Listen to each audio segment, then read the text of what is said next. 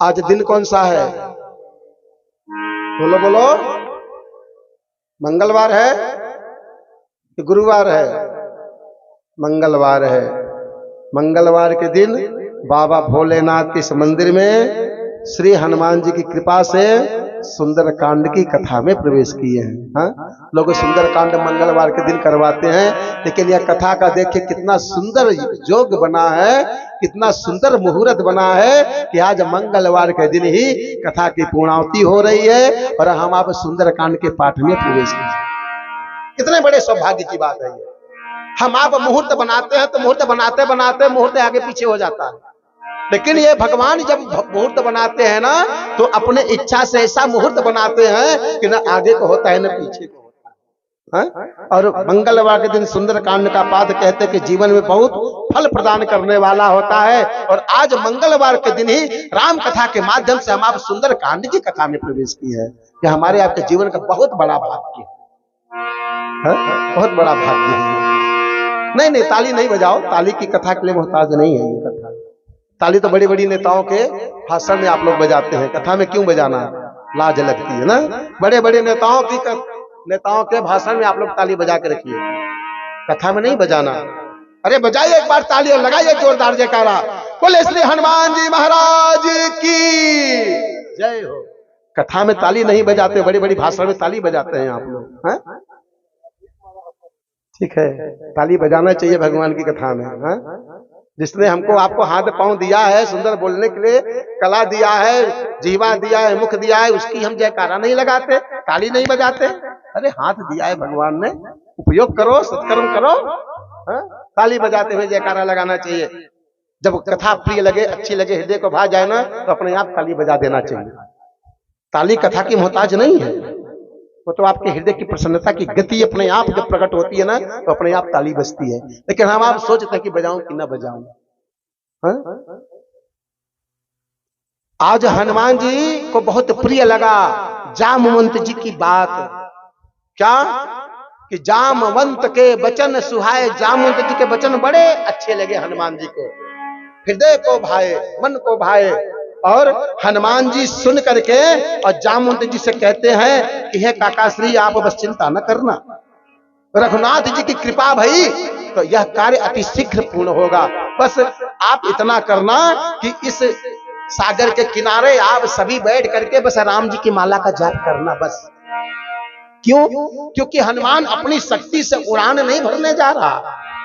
हनुमान, जब आप लोग राम जी के नाम की माला का जाप करोगे ना, उस राम नाम के महामंत्र के माध्यम से हनुमान उड़ान भरने जा रहा है। अभी तक तो जीवन में हनुमान ने जो भी किया अपनी शक्ति से किया, परंतु राम जी के कार्य को करना है तो यह हनुमान जो उड़ान भरेगा, सागर को पार करेगा, वह हनुमान अपनी शक्ति से नहीं, राम जी के महामंत्र की शक्ति से उड़ान भरेगा। मैं अपनी शक्ति से जाऊं तो अपने इच्छा अनुसार कुछ भी कर सकता हूं, लेकिन जब राम जी की शक्ति से जाऊंगा तो राम जी की कृपा से ही सब कुछ होगा। इसलिए हनुमान जी ने कहा आप सब बैठ करके राम नाम की माला का जाप करना और इस मंत्र के माध्यम से मैं उड़ान भरता हूं। हनुमान जी ने कैसा उड़ान भरा? जिन अमोघ रघुपति कर बाणा, जैसे अमोघ बाण रघुनाथ जी के धनुष से निकलते हैं तो जैसा वेग होता है बाण का, वैसे ही हनुमान जी गति देते हैं, उड़ान भरते हैं। और हनुमान जी जब उड़ान भरे, उछल करके सागर में और उड़ते हुए चल दिए तो मैनाक पर्वत सामने आया है। मैनाक पर्वत कहता है हनुमान जी, आप उड़ते उड़ते थक गए हैं और थोड़ा सा हमारे इस पर्वत पर, इस शिला पर अपने चरण को रख दीजिए, थोड़ी विश्राम कर लीजिए। हनुमान जी कहते हैं क्षमा करना, मैं राम जी के कार्य के लिए जा रहा हूं और जब तक राम जी के कार्य को पूर्ण नहीं कर लेता मुझे विश्राम वर्जित है, नहीं करना है। हम आप भगवान के काम में जब लगते हैं तो कहते हैं चलो ना थोड़ा विश्राम कर लेते हैं, आराम कर लेते हैं, होगा जब होगा। राम जी के कार्य को जब आप शुरू कर दो ना तो जब तक वह पूरा न हो जाए आप चैन से नहीं बैठना। राम जी के कार्य कौन से हैं? भगवान ठाकुर जी के कार्य कौन से हैं जानते हैं? कौन से कार्य हैं? जैसे आपका व्रत हो गया, आप भगवान के लिए व्रत कर रहे हो, तो जब तक आपने व्रत का पूरा जब तक पालन नहीं किया तब तक आपको विश्राम नहीं करना चाहिए। कुछ लोग तो व्रत करते हैं तो खूब रात भर दिन भर खूब सोते हैं ना। बोलो बोलो, आप भगवान के लिए व्रत करते हो खूब भर भर करके, खूब भर भर के पेट भर भर करके फल फ्रूट जूस लेकर के खूब सुंदर। हाँ, लगता है कि ऐसे व्रत तो सालों साल चलते रहे। हाँ, भोजन से भेंट ही ना हो तो अच्छा है। खूब भर भर के थाल में सुंदर सुंदर व्यंजन बनाते हैं व्रत के लिए, और भर भर के खूब पाते हैं, और खूब डकार मारते हैं, क्षमा करना, और गहरी नींद में खूब सोते हैं। अरे ये व्रत करने का कोई लाभ नहीं है। हाँ? आप भगवान के लिए व्रत कर रहे हो, और आप भगवान के लिए थोड़े से भूखे नहीं रह सकते? आप परमात्मा के लिए व्रत कर रहे हो, भगवान के कार्य को कर रहे हो, और भगवान के कार्य में आप ढाके मार करके हंस रहे हो, सो रहे हो। हाँ? इधर उधर की बातें कर रहे हो। नहीं, व्रत में क्या करना चाहिए? समय मिल जाए तो भगवान का जाप कर लो, नहीं समय मिले तो हनुमान चालीसा या रामायण निकाल करके थोड़ा पढ़ लो। ये व्रत के नियम है। संध्या का समय हो जाए तो थोड़ी सी बैठ करके संध्या वंदन कर लो, माला का जाप कर लो, 1 माला 2 माला 4 माला। हाँ? हाथ पांव धो करके भगवान की आरती पूजन कर लो शाम को, तब जाकर के आप फलाहार लो। लेकिन यहाँ पर तो 3-4 टाइम फलाहार लेते हैं और खूब दोपहर में खूब सोते हैं। सोना वर्जित है। भगवान के कार्य के लिए आपने व्रत रखा ना, और आप खूब गहरी निद्रा में सो रहे हो, तो क्या लाभ है व्रत का? हाँ? व्रत क्या है जानते हैं? जीवन की तपस्या है व्रत। व्रत जीवन की मैया तपस्या है। हम ठाकुर जी के लिए यदि व्रत कर रहे हैं तो हम ठाकुर जी के लिए तपस्या में हैं।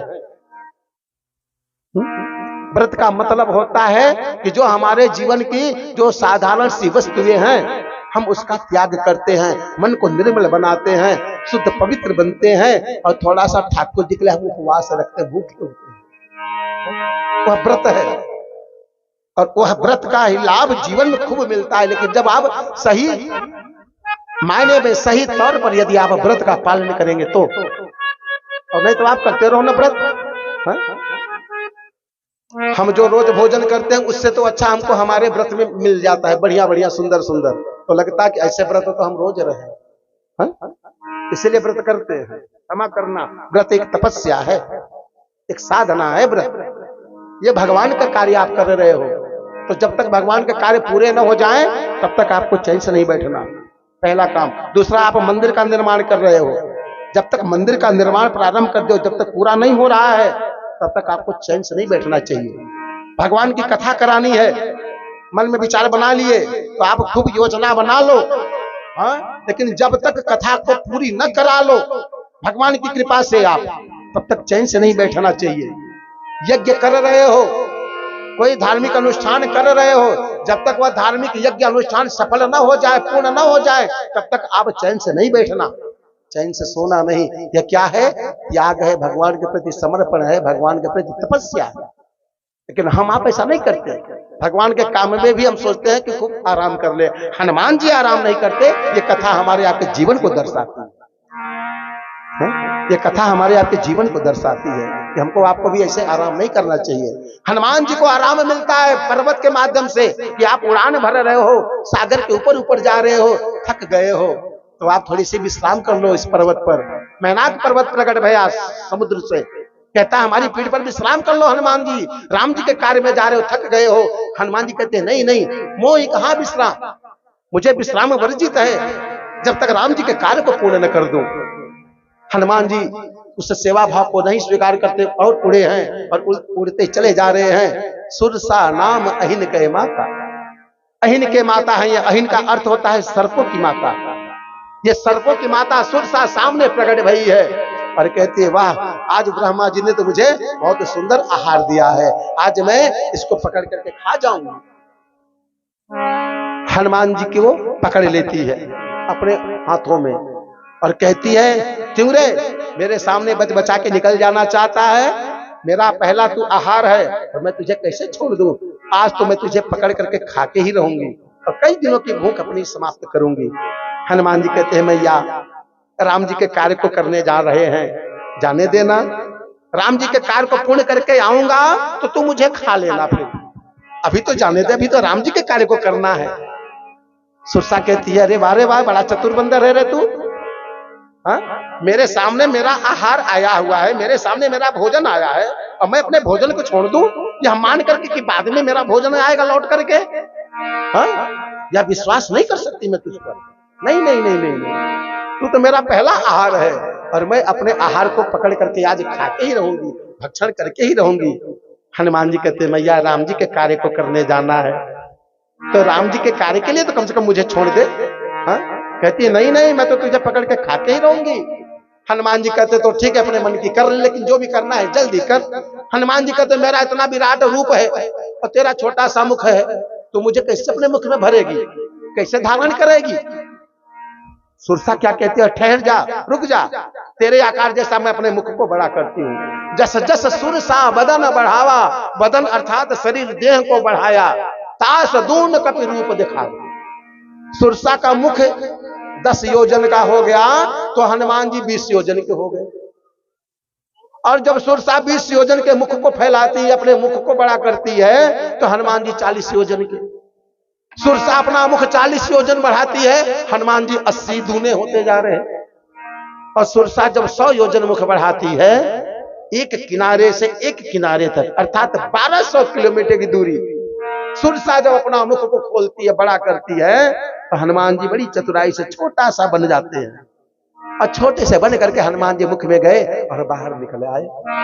कहते मैया अब तो कह दे, अब तो मुझे जाने देगी ना, मैं तो तेरा आहार बन गया, तेरे मुख से मैं बाहर आ गया मैया, अब तो मुझे जाने दे।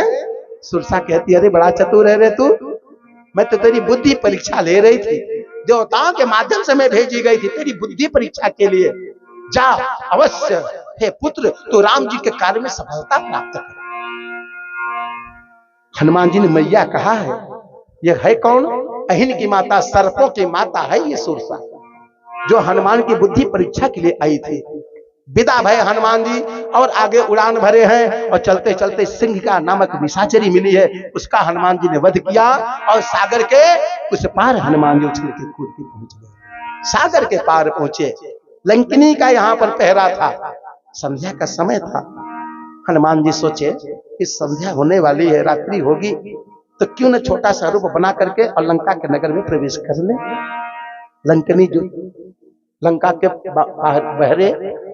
पहरेदार थी, चारों कोने में उसका पहरा था, भ्रमण कर रही थी कि लंका में कोई बाहरी व्यक्ति प्रवेश न करे। मुख्य द्वार पर खड़ी थी। हनुमान जी छोटा सा रूप बनाए और लंका के भीतर प्रवेश करने लगे। लंकिनी देख लेती है, कहती है अरे अरे अरे कौन है रे तू, ठहर जा, कहां घुसा जा रहा है, कहां जा रहा है बिना अनुमति के। हनुमान जी कहते हैं तू कौन है? अरे मैं लंकिनी हूं, लंका की देख रेख करने वाली रक्षक हूं मैं, और तू चोरों की भांति कहां घुसा जा रहा है। हनुमान कहते हैं अरे लंकिनी, जिसका राजा चोर हो उसके राज्य में चोर की भांति जाने से मैं सोचा कि मुझे इनाम मिलेगा, इसलिए मैं चोर की भांति जा रहा था। जिसका राजा चोर हो उसके राज्य में चोर की भांति जाने से तो इनाम मिलना चाहिए, और तू मुझे रोक रही है। कहती है अरे मेरे राजा को, मेरे रावण को तू चोर बताता है, ठहर जा मैं तुझे भी पकड़ के खाती हूँ। हनुमान जी कहते मैं मौका दूंगा तब तो मुझे खाएगी। हनुमान जी ने क्या किया, एक मुष्टिका दे मारा, और एक जब मुष्टिका दे मारा तो लंकिनी गिर गई, मुख से रक्त की धार बहने लगी। तो आज याद आया ब्रह्मा जी का वरदान कि ब्रह्मा जी ने कहा था कि एक बंदर की मुष्टिका से जब तेरे मुख से रक्त की धार बहने लगेगी तो मान लेना कि अब लंका का विनाश होने से कोई बचा नहीं सकता। इसलिए हनुमान जी महाराज लंकिनी को गति दिए और लंका में प्रवेश किए। हनुमान जी महाराज लंका के अटारी कोठे, बड़ी बड़ी